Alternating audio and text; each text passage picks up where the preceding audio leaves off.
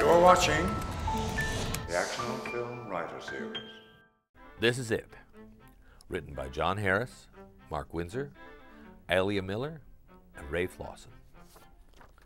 Fade in. Interior hotel ballroom foyer, day.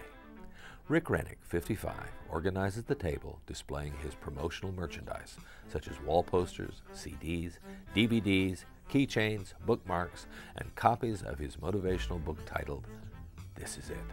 2 giant-sized posters adorn the ballroom doors, one of a thumbs-up smiling Rick holding This Is It book, and one of him shaking hands with Tony Robbins. His stylish suit is drowned out by his beauty parlor hair.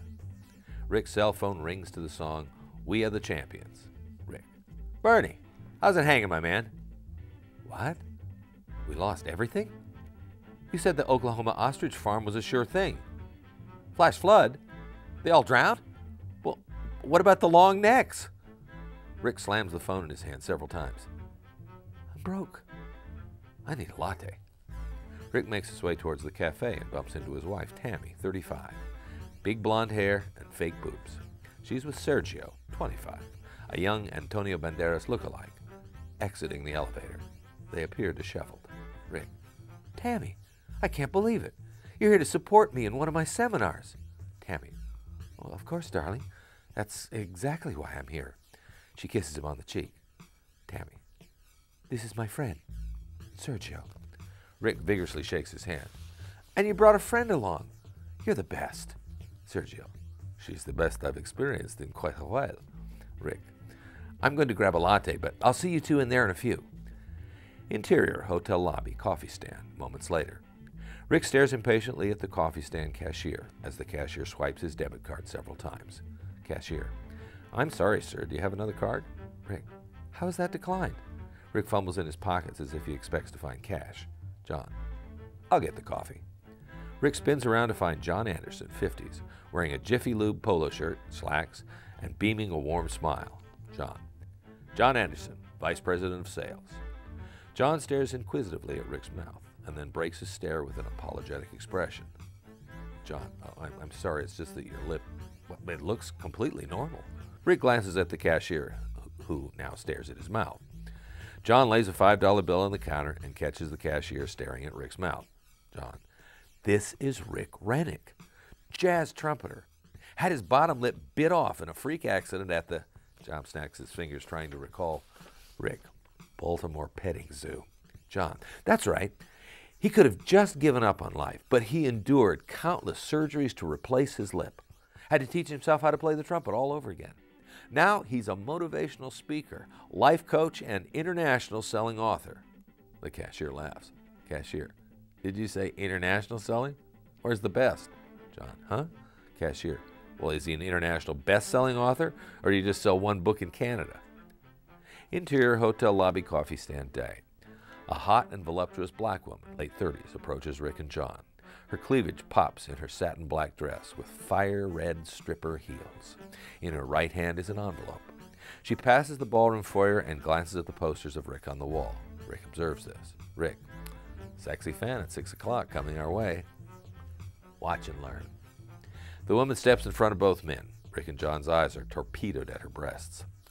Gentlemen, I'm up here. She turns to Rick. Are you Rick Rennick? Rick: It's always a pleasure to meet a fan, especially when they're as pretty as you. The woman lifts up her hand with the envelope. Rick: I'm sorry, but I won't be signing autographs until after the seminar. Woman: I don't want no autograph.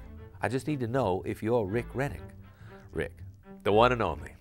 Now, even though you don't want my John Hancock, what can I do you for? The woman slaps Rick in the face and then shoves the envelope in his chest, knocking him down. John backs away. Woman: Consider your perverted ass served, and keep your hands, cocks, and johns to your damn self. The woman adjusts her breasts in her dress and struts off. Rick recovers, then opens the letter. He reads. Rick: She's suing me. John: Who's suing you? Rick: My daughter. Interior hotel lecture hall. Standing room only. John takes the last open seat in the front row. Rick walks in the front of the room and receives a standing ovation. Audience member number 1 holds up a copy of This Is It. Audience member number 1: I absolutely love this book. It helped me change my whole life. Rick, a book can't help you change your life. Nothing can. Audience member number 1. But what about This Is It? Rick, this is not actually it. There is no it. There's only is. Don't believe me? Today, I lost all my money in a bad investment. My estranged daughter is suing me. And on top of that, the one thing that could make it all better, the African-American lady in the lobby wouldn't screw me. Now, the only thing I have left is my wife. Audience member number 2 chimes in. Audience member, Tammy left you for Sergio, the Antonius Banderas lookalike? Rick, oh, well, thank you for explaining. That wasn't quite clear. Audience member 2, no problem. Rick nods politely, then returns to his rant. I also lost my wife. I have nothing. Absolutely nothing. Everyone, just leave me alone while I contemplate ways to die. The audience members trade looks of astonishment, and the room goes silent. Audience member number 1 scratches his head, then audience member number 1, wait, I get what you're doing.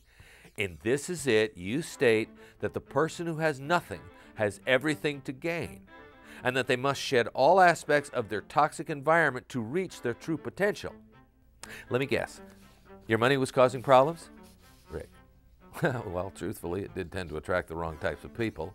Audience member 1. And was your wife a whore? Rick, well, now that I think about it, yes. On a scale of 1 to however high whores can count, she was pretty damn hoary. Audience member 1. Did you even like your daughter? Rick, I hated that bitch. Her ears were too big, which she got from her mother, and she felt entitled.